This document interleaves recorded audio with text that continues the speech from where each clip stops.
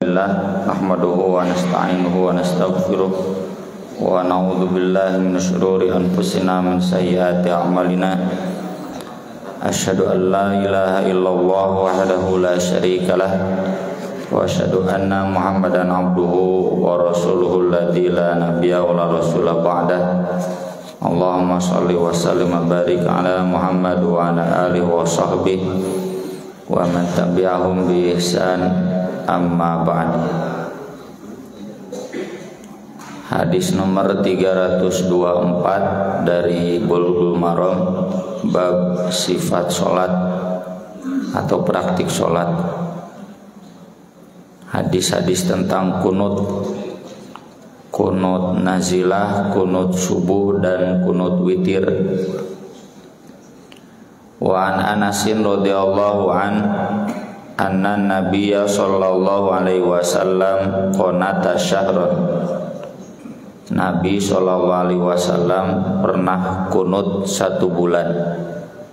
Ba'da ruku, sesudah ruku, sesudah i'tidal atau di waktu i'tidal. Yad'u ala ahya'in minal arab, mendoakan laknat untuk beberapa suku Arab. Summa tarokahu, kemudian Nabi menghentikannya. Wali Ahmada, dalam riwayat Ahmad, wa Daraqutni dan Ad-Daraqutni nahwuhu, sama seperti itu, min wajhin akhar, dari sanad yang lain. Wazada, tapi ada tambahan. Wa amma fis subhi, adapun dalam sholat subuh, falam yazal, terus-terusan, tidak berhenti, yaqnutu, beliau kunut, hatta faraqad dunya, sampai meninggal dunia. Tambahan ini yang jadi ikhtilaf di madhab Syafi'i dan madhab Hanbali. Statusnya doif, tambahan bahwa Nabi selalu mengamalkan kunut subuh. Tapi doif ini menurut Imam Syafi'i dikuatkan oleh hadis-hadis doif lainnya, termasuk ada pengamalan dari sebagian sahabat. Jadi ketika satu hadis doif kemudian saling menguatkan, itu kan dalam teori umumnya bisa jadi kuat. Terus ada beberapa sahabat yang mengamalkan, ini menjadi lebih kuat lagi. Nah, nanti kalau di madhab Hanbali menilai hadis kunut subuh ini doif, bertentangan dengan hadis yang sahih yang mengatakan tidak ada kunut subuh. Metode tarjihnya, metode milih yang kuatnya, kalau di madzhab Hanbali, maka hadis yang sahih yang dipakai, hadis yang dhaif tidak dipakai, yang mengatakan tidak ada. Sedangkan yang mengatakan ada, yang dhaif tidak dipakai. Tapi kalau di mazhab Syafi'i mah tarjihnya tidak melihat hadis sahih dan dhaif. Ini kan yang mengatakan tidak ada sahih, yang mengatakan ada sahih gitu. Kenapa sahih kan dhaif? Ya kan dhaifnya saling menguatkan. Jadi pas sahih antara yang mengatakan ada dan mengatakan tiada. Nah, tarjihnya tentu yang mengatakan ada. Ya, contoh, kalau saya tanya ke Bapak, Pak, saya ada perlu ke Ketua DKM. Tadi lihat maghrib ada enggak? Oh, enggak ada. Oh gitu ya. Ya tuh. Pas ketemu lagi jamaah yang lain, Pak mau kemana? Saya mau ada perlu sama Ketua DKM, tapi katanya enggak ada. Iya ada, tuh di sebelah sana, di ujung, enggak kelihatan. Ini mana yang lebih kuat, yang mengatakan ada, yang mengatakan tidak ada? yang mengatakan ada karena dia lebih tahu, sedangkan yang tidak ada tidak tahu. Itu teori tarjihnya. Maka dari itu di mazhab Syafi'i kunut subuh ini kesimpulannya diamalkan. Tapi meski mazhab Syafi'i, mazhab Hanbali, dua-duanya tidak ada yang terjebak ekstrim. Kata mazhab Syafi'i, misalkan Imam Syafi'i meskipun mengatakan kunut subuh ada, tidak menyatakan bahwa sholat yang tidak ada kunut subuh tidak sah, tidak. Rukun sunat saja, ya. Atau sebaliknya mazhab Hanbali tidak mengatakan bahwa yang kunut subuh juga tidak sah, tidak. Kata mazhab Hanbali sesekali boleh, ya.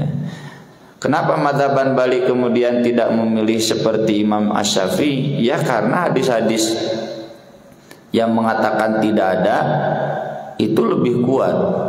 Yang kedua, kalau memang kunut subuh itu rutin diamalkan oleh Nabi, gitu kan, pasti banyak hadis sahihnya. Pasti banyak sahabat yang melaporkan. Karena tidak ada hadis sahih yang melaporkan, gitu, maka diduga kuat Nabi tidak merutinkan kunut subuh. Kalaupun ada hadis yang menyebutkan Nabi kunut subuh, itu karena nazilah. Nazilah itu karena ada musibah yang menimpa umat Islam.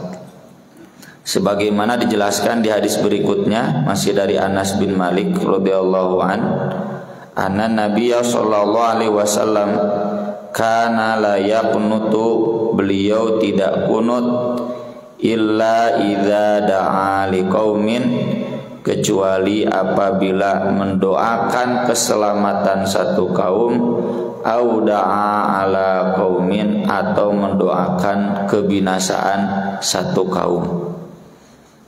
Ini yang dipahami dengan kunut nazilah. Nazilah itu ketika ada musibah. Dan karena Nabi mengamalkannya hanya ketika 70 penghafal Quran dibantai dan dimasukkan ke sumur Maunah, lubang buayanya di Jakarta sumur Maunah teh. Maka kemudian Nabi kunut selama 1 bulan. Selebihnya dari itu, meski wabah zaman Nabi pernah ada, buktinya hadis-hadisnya sebagaimana sudah bapak-bapak faham ya di awal-awal pandemi kemarin. Tapi Nabi nggak pernah melakukan kunut nazilah. Maka dari itu saya pribadi ikut pendapat tersebut. Jadi kunut nazilah itu ketika ada sepasang, ini ditindas, ini menindas, gitu. Dan kunut nazilah itu maksimal 1 bulan, minimalnya tidak ada batasan. Mau 1 kali sholat, 2 kali sholat, 1 minggu, ya 2 hari, 3 hari, silakan. Ini maksimalnya di hadis yang tadi pertama sebulan, kemudian tinggalkan. Dan itu berdasarkan teguran dari Allah di surat Ali Imran, laisa laka minal amri syai'un aw yatuba 'alaihim aw yu'adzibahum fa innahum dzalimun. Kamu tidak berwenang sedikit pun untuk terus-terusan memponis tobat dan memponis siksa bagi manusia. Ya, kalau sesekali boleh lewat kunut, tapi kalau terus-terusan enggak boleh. Lillahi ma fis samawati wa ma fil ard, yaghfiru liman yasha wa yu'adzibu man yasha wallahu ghafurur rahim. Ya. Itu di ayat sebelum ayat riba di surat Ali Imran. Tapi tidak bisa dipungkiri bahwa Imam An-Nawawi, Ibnu Hajar Al-Asqalani yang nulis Bulughul Maram ini dalam kitab-kitab fikih mereka menjelaskan bahwa inti kunut nazilah itu ketika ada musibah besar, mendoakan keselamatan satu kaum, bukan hanya mendoakan laknat untuk satu kaum. Mendoakan keselamatan pun boleh, dan itulah yang dijadikan pegangan oleh MUI. Makanya kemarin awal-awal pandemi mengadakan edaran untuk membaca kunut nazilah di setiap sholat. Alhamdulillah berkat doa itu kita selamat lah ya dari pandemi. Sudah selesai, sudah dianggap selesai pandemi meskipun ya masih mengintai. Dan bagi kita itu bukan karena obat saja. Da obat pun pikir anak can gapanggih, ya, obat corona teh gitu. Tapi karena doa. Kemudian yang berikutnya dari Sa'ad bin Thariq al-Asja'i radhiyallahu anhu qala. Nah, ini hadis yang sahih yang menolak ada kunut subuh. Qultu li abi, aku bertanya kepada ayahku Thariq al-Asja'i, seorang sahabat. Ya abati, wahai ayahku, innaka qad shallaita khalfa Rasulillah sallallahu alaihi wasallam wa Abi Bakar wa Umar wa Utsman wa Ali, disebutkeun tali ma'anana. Anda dulu mengalami berjamaah dengan Nabi, Abu Bakar, Umar, Utsman, Ali.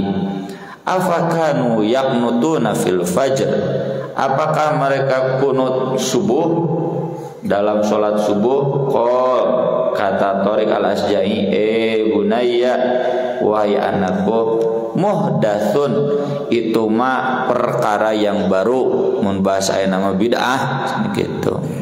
Dan ini yang dijadikan pegangan oleh madzhab Hanbali. Madzhab Hanbali teh bu Pak Saudi nya Salafi. Bapak Ibu umroh ke Mekah ke Madinah aya kunut subuh teh. Tah aya, tam di Mesir ada. Karena Mesir madzhab Syafi'i. Itu jadi sekali lagi ini tergantung mazhab, dan saya sering nyatakan bahwa dalam fikih itu ada yang tegas hitam putih, ada juga wilayah yang hitam tapi harus menghargai yang putih gitu ya. Jadi ada yang memang ini putih, yang hitamnya tolak gitu. Ada yang tegas begitu banyak, tapi di wilayah-wilayah tertentu ada juga yang dua-duanya dalilnya sama kuat, tinggal kita pilih mazhab saja. Pilih ke ayat di imam kunut subuh teu kudu subhanallah subhanallah. Dar we kunut ya. Da moal subuh meureun bajinya. Soalnya saya pernah ya ketika ke Balikpapan tugas sama dosen-dosen STIP, nggak ada masjid yang satu mazhab dengan kita. Bacana sholat di dia di musola, naon cete dalilna sholat di musola ada naga di masjid kan masjid kunut subuh bae we atuh cete gitu. Saya pergi naluturkeun ada 4 orang dosen dengan saya itu. Nah, ada seorang dosen yang dari Garut pedalaman, doktor. Ketika kunut subuh, saya ikut kunut subuh. Beres teh, saya Nasruddin ke heula. Anak teh cenah di lembur teh tukang nyari kunut subuh cenah Ustaz Nasruddin kunut subuh. Cete Ustaz ngiring teh 2 ngiring. Nah, kunut Jumatan namanya. Aya kan Jumatannya kunut. Oh, dalilna pisan. Nya cenah kieu lilating kieu we tungtung nama cenah. Lama cenah banyak kunutna ya abdi udah teu ngiring ya. Di susulan ku ketua DKM ya, pan-pan Jumatan. Wah tuh Ustaz cenah kabeh teu ngeunit jihad padina dalil lagi Ustaz mah tong ingin ulu jihad. Ya khotib Jumat kosong. Jadi tuh dina 2 sok teh kararunut teu kararunut ngancangkeun cenah kieu turun tungtung nama. Eta dalilna pisan. Kelah cenah gimana? Yang namanya kunut itu kan sesekali boleh. Ya, yang jadi persoalan itu yang dirutinkan. Itu yang jadi persoalan sunnah atau tidaknya itu, dan perbedaan mazhab Hanbali dan Syafi'i itu di sana. Dan ini hadis yang memang populer ya, riwayat yang populer. Imam Malik ketika mengimami Imam Asy-Syafi'i pakai kunut, ngahargaan Imam Syafi'i ya. Imam Syafi'i mengimami Imam Malik tidak pakai kunut, ngahargaan Imam Malik ya. Guru jeung murid pan Imam Malik Imam Syafi'i ya. Kemudian yang berikutnya dari Al Hasan bin Ali radhiyallahu anhuma annahu qala allamani Rasulullah sallallahu alaihi wasallam kalimatin aquluhunna fi qunutil witr. Hasan bin Ali ini cucu Nabi, putra Ali bin Abi Thalib. Rasulullah sallallahu alaihi wasallam mengajariku kalimat-kalimat yang aku baca dalam kunut witir. Allahumma hdini fi man hadait wa afini fi man afait wa tawallani fi man tawallait wa barik li fi ma a'tait wa qini syarra ma qadait fa innaka taqdi wa la yuqda 'alaik wa innahu la yadhillu man walait wa la ya'izzu man 'adait tabarakta rabbana wa ta'alait. Nah itu yang buka kitabnya nanti kan wala ya'izzu dulu, bacanya tidak langsung ke tabarakta. Jadi ada dua riwayat, yang riwayat kedua itu ada wala ya'izzu, itu diselipkan di sebelum tabarakta rabbana wa ta'alait. Kemudian di akhirnya wa sallallahu ta'ala ala nabi, dan semoga Allah menganugerahkan sholawat kepada Nabi. Allahumma hdini fi man hadait, ya Allah berilah aku hidayah bersama orang-orang yang kau beri hidayah. Ya. Hitung benar sesoranganan, benar babarengan. Wa afini fi man afait, berilah aku afiyah. Afiyah itu keselamatan bersama orang-orang yang engkau berikan keselamatan. Wa tawallani fi man tawallait, pimpinlah aku bersama orang-orang yang kau pimpin. Wa barik li fi ma a'tait, dan berkahilah aku dalam apa yang kau beri. Wa qini syarra ma qadait, jauhkanlah aku dari kejelekan apa yang kau takdirkan.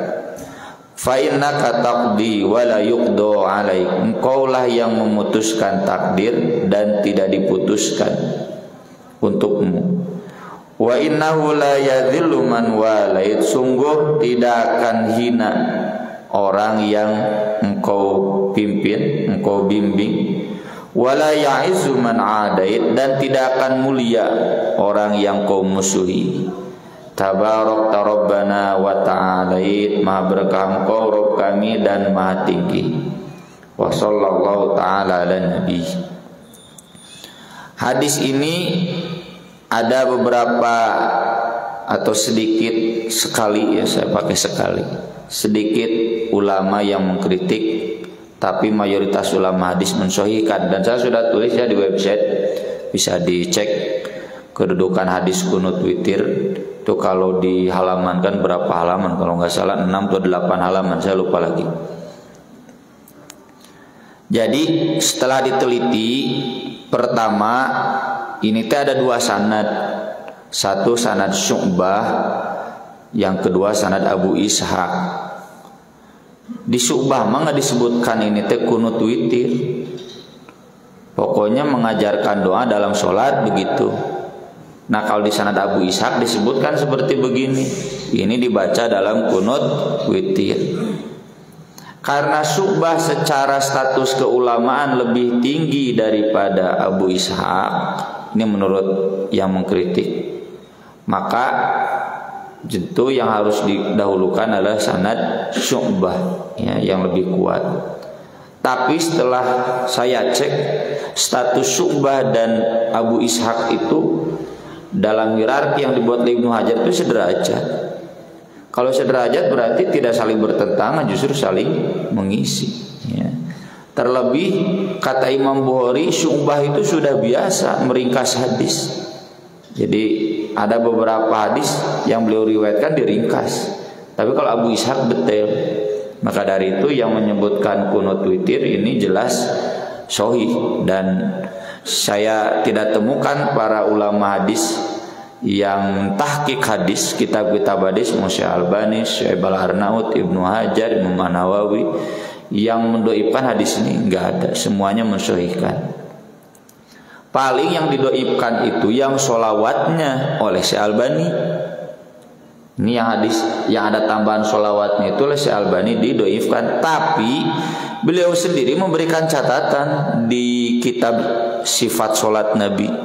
Kata beliau, sholawat ke Nabi mah itu mah paket dalam doa, ya, satu paket dalam doa secara umum. Mau doa kunut, doa apapun, ya dianjurkan kan disertai dengan sholawat. Itu hadisnya terkenal ketika Nabi menjelaskan yauma tarjufur rajifah tatba'uha radifah, ya. Kata Nabi ja'atur rajifah tatba'uha radifah, itu malam-malam. Nih, datang nih rajifah itu yang menggoncangkan. Tatba'uha radifah, diikuti oleh goncangan-goncangan berikutnya.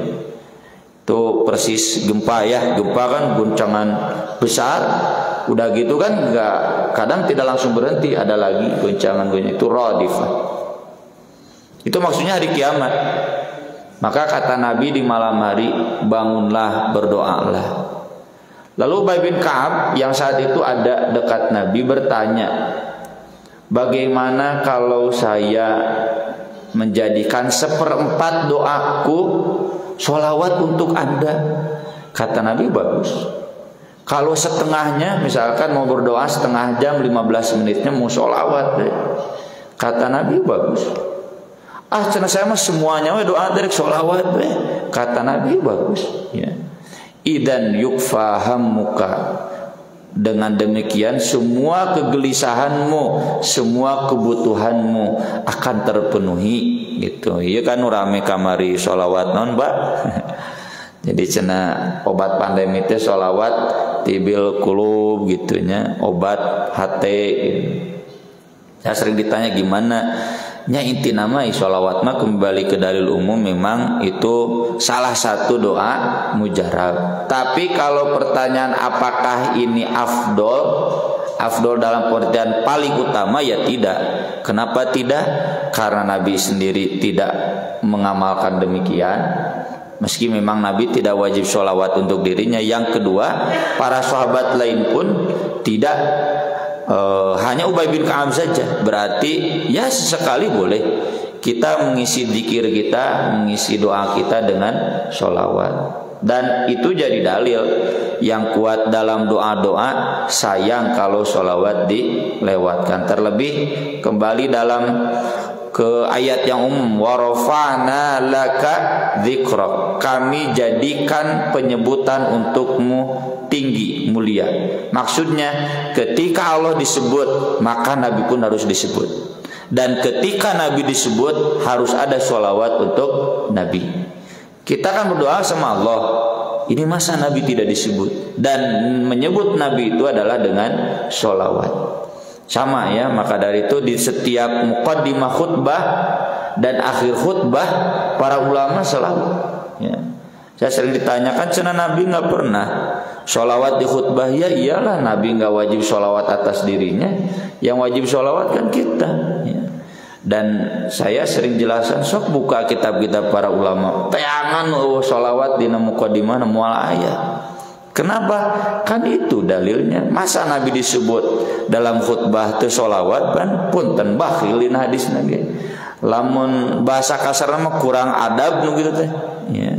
Nabi disebut dalam muqaddimah khutbah tapi tidak sholawat, kurang adab teh. Nya nyebut haram. Para ulama juga sepakat kalau sampai haram tidak, karena nggak ada larangan. Ya. Tapi kurang adab. Itu cenah Imam Bukhari nggak ada sholawat di muqaddimah kitabnya. Kata Ibnu Hajar nggak ada sholawat karena nggak ada tahmid. Cuma bismillah aja Imam Bukhari. Kalau bismillah ya nggak ada. Kalau ada tahmid, ya memuji Allah, memuji Nabi, otomatis ada sholawat. Jadi sholawat itu dalam qunut witir ini kembali ke dalil-dalil umum tentang sholawat. Saya pribadi pun mengamalkan sholawat dalam qunut witir ini. Kemudian nanti riwayat-riwayat menjelaskan, ya, bahwa qunut witir ini seringnya diamalkan oleh para sahabat itu di 15 terakhir Ramadan. Tapi kata Syekh Albani, saya sependapat itu tidak jadi dalil pembatasan. Nabi sendiri di sini tidak membatasi, silakan mau dari awal Ramadan pun silakan. Ya. Saya pribadi pun baru di masjid tertentu, khususnya masjid saya, Masjid At-Taubah, itu kunut witir atau di masjid pesantren biasa diamalkan. Kalau saya imam, ya lalu saya amalkan. Tapi di masjid-masjid yang belum menerima ada kunut witir, ya saya tidak akan amalkan. Ya. Di Al-Ikhlas memerintahnya menditakdirkan ngimaman abdi kunut witir kada tong subhanallah subhanallah. Dah jelas hadisnya sahih sepanjang tahun kata Syekh Albani silakan. Cuma memang tidak dirutinkan.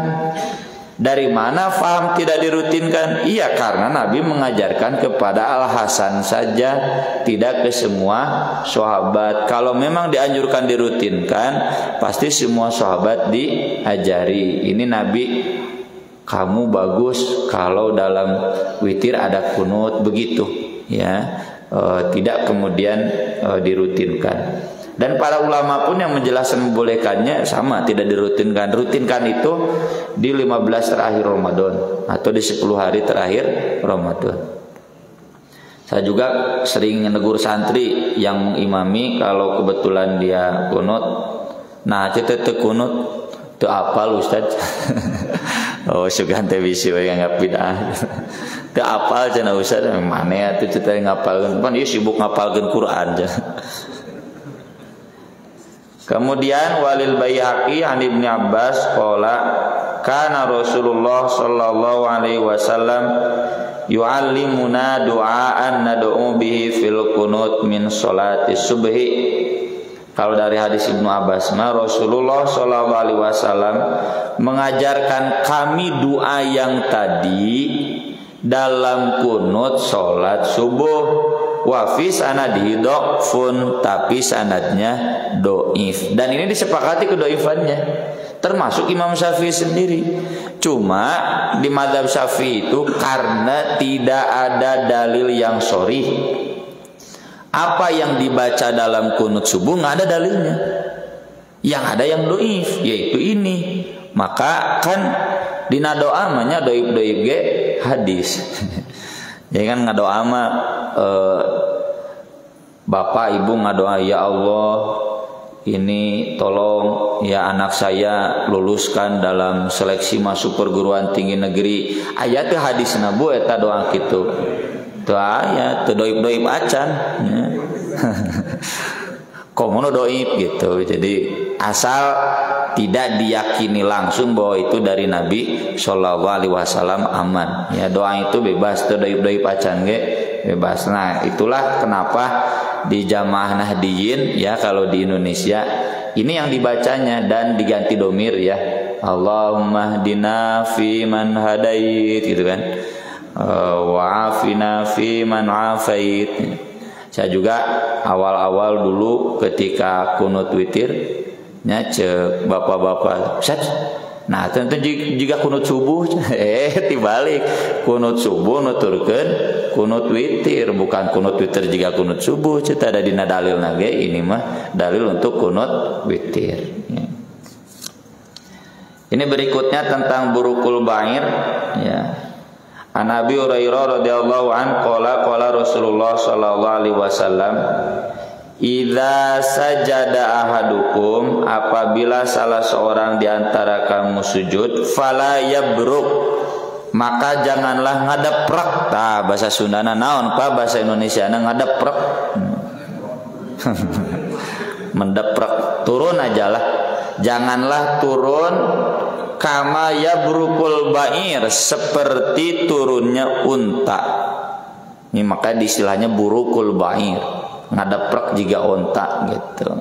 Esenya bahasa Sunda lebih kaya daripada bahasa Indonesia. Di Jawa mungkin ada padanannya. Wal yado', dan hendaklah dia meletakkan yadaihi, tangannya, qabla rukbataihi, sebelum lututnya. Ya. Nah, ini yang jadi diskusi ya antara Ibnu Qayyim al-Jauziyah dengan Syekh Albani. Padahal Ibnu Qayyim al-Jauziyah teh mbahna mazhab Hanbali nya, Syekh Albani maka dienakeun. Ibnu Qayyim al-Jauziyah kan murid Ibnu Taimiyah, seumur dengan Ibnu Katsir tahun 1200 Masehi ya. Kata Ibnu Qayyim, ini Nabi melarang turun seperti unta, lalu kemudian memerintahkan tangan dulu. Kan unta kalau turun depan dulu, baru belakang. Ini Nabi kok menyuruh turun tangan dulu, lalu belakang. Berarti itu mengamalkan yang Nabi larang. Katanya jangan seperti unta, tapi kok menyuruh seperti unta. Nah, disinilah hadis ini dikenalnya sebagai muskil atau mudharib, aneh gitu. Jadi nggak diamalkan ya. Tapi Syekh Albani termasuk Ibnu Hajar sendiri menjelaskan, Pak, hari onta ada tangannya nggak? Ada tangannya nggak? Nggak ada, semua empat-empatnya kaki gitu. Kata Syekh Albani, termasuk Lisanul Arab, Ibnu Arabi, semuanya kan kaki. Jadi maksud Nabi letakkan dulu tangan baru kaki pas, karena unta itu turunnya kaki dulu gitu. Jadi jangan kaki dulu, harus tangan dulu. Tergambar Pak bukan? Kalau sujud, turun sujud, jadi jangan lutut dulu, tapi tangan dulu menurut hadis ini.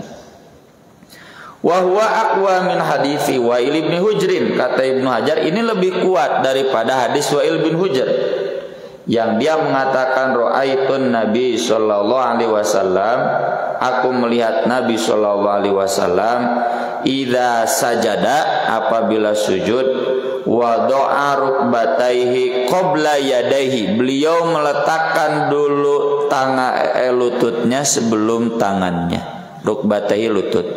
Jadi ari cek Abu Hurairah mah Nabi memerintahkan tangan dulu, kemudian lutut. Nanti bangkitnya juga sama, lutut dulu baru tangan. Kalau Wa'il bin Hujr mah aku melihat sendiri Rasul turun itu lutut dulu, lalu kemudian tangan. Kata Ibnu Hajar, hadis yang menyuruh tangan dulu, burukul ba'ir, itu lebih kuat. Kenapa? Fa inna lil awwali syahidan min hadits Ibnu Umar radhiyallahu taala anhu. Karena yang pertama ada penguat dari hadis Ibnu Umar yang tangan dulu. Yang itu adalah amal dia sendiri, dan kita tahu Ibnu Umar ini kan ta'asi ya, fotokopian Rasulullah. Beliau itu ingin persis seperti Rasulullah. Ibadah haji pun nyimpanglah di Abtoh. Kenapa? Ada Rasul juga dulu nyimpang di sini gitu. Ditakdirkan Rasulullah pernah ya minum cikopi di Cimareme ya. Nyimpang Ibnu Umar maka Cimareme minum cikopi ulang gitu. Itu sakingin seperti Rasulullah. Namun hemat kami ya, ini kan hadisnya dua-duanya sahih. Dan kalau hadis dua-duanya sahih, dan ini kan gak bertentangan tentang praktik. Yang namanya sholat itu kan ada banyak ragam dalil, dan ini justru menginformasikan bapak-bapak jawazul amroin. Jawazul amroin deh boleh dua-duanya, boleh tangan dulu, boleh kaki dulu, tergantung bapak kumah nyeri cangkeng jeung teuna nyeri tuur misalkan ya. Kalaupun mau silakan ya, tangan dulu kalaupun sehat, atau mau lutut dulu tergantung enaknya ya. Ada kan yang enak lutut dulu, ada yang enak tangan dulu, dan jangan dipaksakan. Enggak, yang enak tuh cenah lihat lutut dulu lalu tangan. Tuh ada guru saya yang menjelaskan begitu. Usah cita ngukur enak teh tong kunyalira. Ngukur enak teh babarengan disurvei ya, survei ini ya pasti hasilnya begitu. Ada yang tangan dulu, ada yang lutut dulu. Dua-duanya diperbolehkan, dua-duanya hadisnya sahih. Sekian yang bisa kita bahas pada pagi hari ini, takut terlalu siang. Bismillah, Ustadz bertanya, bila kita ngantuk dalam sholat tarawih, bolehkah sholat tarawih formatnya 4-3-4 rakaat terus witir 3 rakaat, kemudian tidur, bangun lagi sholat 4 rakaat. Boleh Bu. Perintah jadikan witir di akhir itu sunat. Buktinya Nabi di riwayat Bukhari, kata Ibnu Abbas, pernah sholat 4 rakaat, pulang ke rumah pada isya itu, kemudian tidur, lalu malamnya bangun sholat 5 rakaat, ya. Nah udah gitu tidur lagi, lalu janari di waktu sahur bangun lagi sholat 2 rakaat. 4, 5, 2. Mana witirnya? Di akhir, di tengah?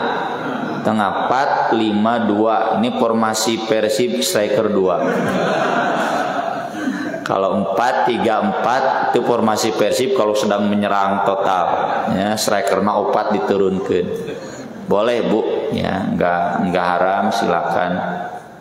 Cuma saya tetap dalam pendapat jumhur, yang terbaik itu sholat tarawih itu 2-2-2-2, ya, tidak 4-4-3 atau 4-3-4. Kenapa? Karena hadis tentang tarawih 4-4-3 itu hadis Aisyah, ya. Yang hadis Aisyah itu di Bulughul Maromnya sendiri yang menjelaskan sholat malam Rasul di bulan Ramadan dan luar Ramadan itu ada 4-4-3, ada 10-1, ada 6-5. Jadi mereka ngamalkan hadis Aisyah itu opat tilungkul genap 5 kali-kali, ya. 10 hiji, 10 hiji mah tere. Salamna hiji. Maka dari itu para ulama jumhur menjelaskan jangan dirujuk hadis Aisyah karena variasi. Kemana tuh dirujuknya?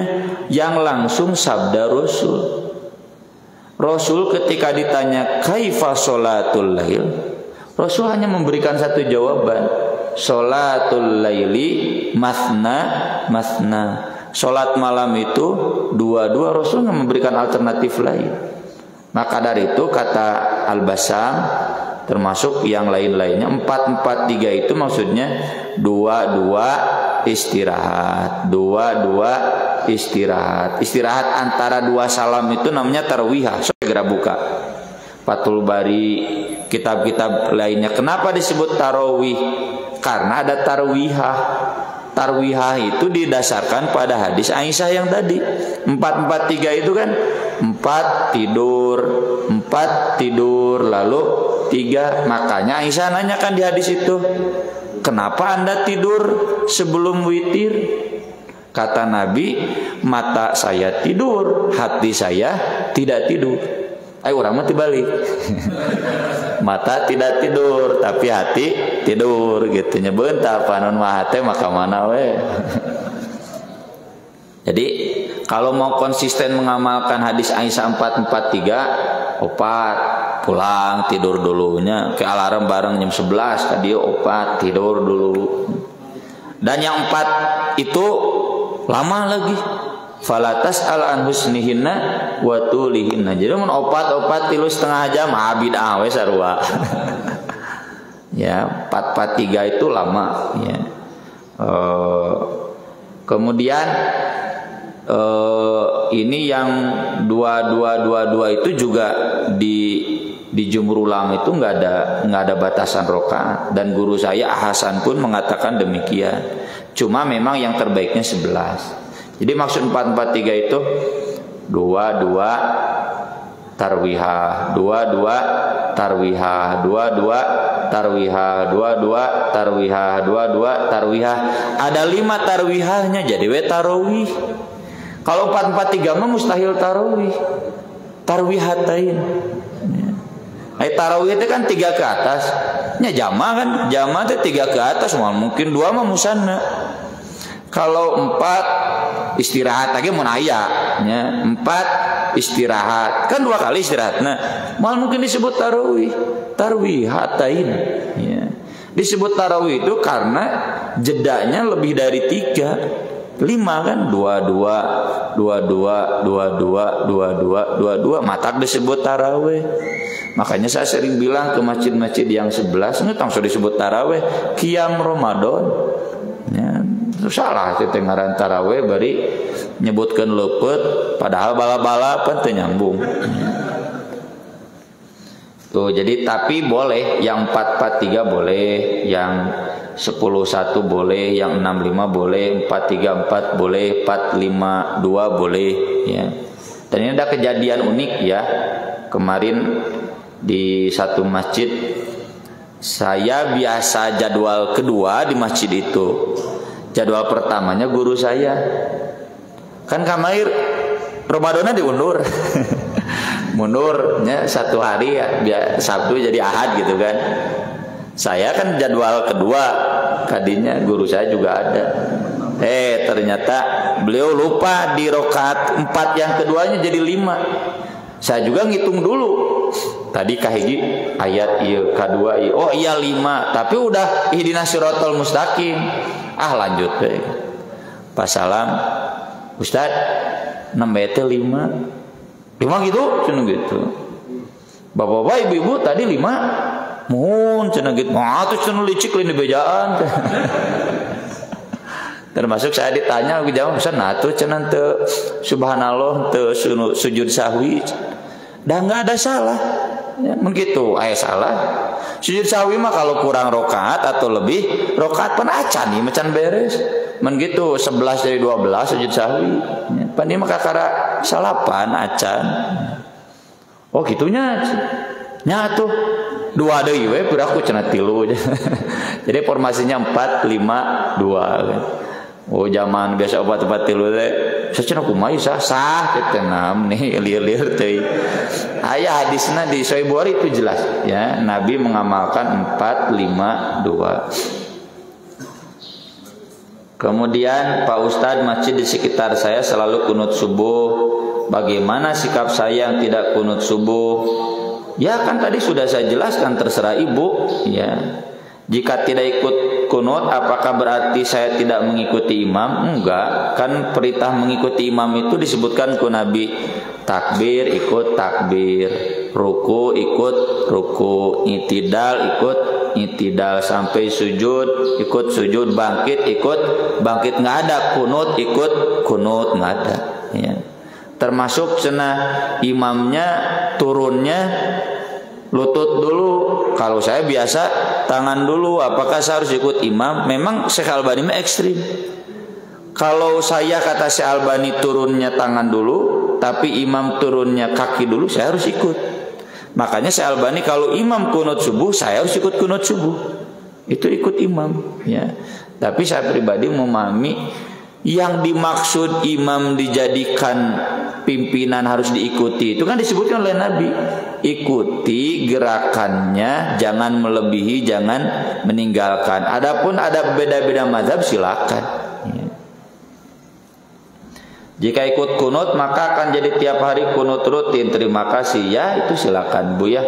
Kalau ibu tanyanya ke saya pribadi, saya ikut kunut sesekali lah, seminggu sekali. Sisanya tidak akan ikut gitu. Untuk mengajarkan, tapi tidak lain mengajarkan. Orang Nahdinya diri sendiri tahu kan, kunut itu sunat. Yang tidak kunut tidak kemudian tidak sah. Tumun gitu manya nu tadi bapak-bapak kunut subuh, abdi teh kunut subuh meureun protes. Kan tidak. Pak Ustadz, bolehkah sholat fardu 4 rakaat disekalikan dalam satu tahiyat akhir? Tidak ada tahiyat awal, bid'ah nih ya, tidak sah. Nah, boleh. Nah, ini mah hitam putih ya. Nah, boleh, bid'ah, haram. Sholatnya harus diulang. Bukan diulang. Kalau lupa sujud sahwi. Kalau sengaja, iya tidak sah. Ya. Ini menunjukkan ada sujud sahwi itu menunjukkan bahwa itu merusak rakaat. Tapi karena lupa nggak apa-apa. Ya. Kalau gitu mah kita terlewat ibtitah, yo langsung al-fatihah we rusuh teh. Aduh, poho ibtitahna kaliwat, nggak apa-apa, itu mau ku Nabi dibolehkan. Ya. Jadi kalau kelewat tahiyat awal itu rukun wajib, makanya Nabi sampai sujud sahwi. Ada berapa macam kunut? A. Najilah, witir. C. Subuh, Bu. Ya. Ya pertanyaan ABC, ku abdi dijawab C na subuh. Pada waktu apa doa kunut najilah witir subuh dibaca? Pada waktu i'tidal, Bu ya, Pak. Pada waktu i'tidal bangkit dari ruku, sami Allahu liman hamidah. Nah, ini ketika i'tidal. Kalau i'tidalnya begini, kalau yang begini. Ada yang menyebutkan sambil mengangkat tangan, ada yang tidak. Boleh dua-duanya. Saya pribadi sambil mengangkat tangan, ya, begini. Itu kunut. Ada yang menjelaskan sebelum ruku, ada, tapi mayoritas yang menjelaskan sesudah ruku atau i'tidal. Kunut itu kan artinya berdiri lama. Nah, jadi ketika berdiri. Bacaan doa kunut nazilah banyak, ya. Contoh misalkan kita mau mendoakan kebinasaan orang-orang kafir yang menindas di Myanmar. Myanmar nggak ada di bahasa Arabnya, adanya Burma, ya. Allahumma al'an a'da'aka a'da'ad-din al-kafirin al-zalimin fi ardi Burma, gitu. Begitu, Bu, ya. Mau dipanjangkan silakan. Wal'anhum wahjum tuh ngedak podenya, hancurkan pasukan mereka, juyusahum, ya. Wasdud wa ta'ataka alaihim kama waja'alahum sinin kasini Yusuf, gitu ya. Itu bebas. Mau sederhana, Allahumma al'an adal kafirin al-zalimin fi Burma, boleh. Wansur al-muslimin al-madlumin fi Burma, boleh begitu. Udah selesai. Mau pakai bahasa Indonesia juga boleh. Kalau nggak bisa bahasa Arabnya, daripada yang salah ngadoa. Kuduna ngadoakeun keselamatan jadi laknat. Kunut witir tadi, kunut subuh tidak ada riwayat bacaannya, berarti bebas, ya. Dan saya tidak mengamalkannya, jadi saya nggak tahu ini apa, ya. Kalaupun ada yang tadi, yang kunut witir. Sudah 4 pertanyaan, nggak ada lagi. Ya baik, cukup. Terima kasih. Mohon maaf atas segala kekurangannya. Aku qouli hadza wa astaghfirullah li wa lakum. Subhanakallahumma bihamdik asyhadu an la ilaha illa anta astaghfiruka wa atubu ilaik. Wassalatu wassalamu ala Rasulillah. Wassalamualaikum warahmatullahi wabarakatuh.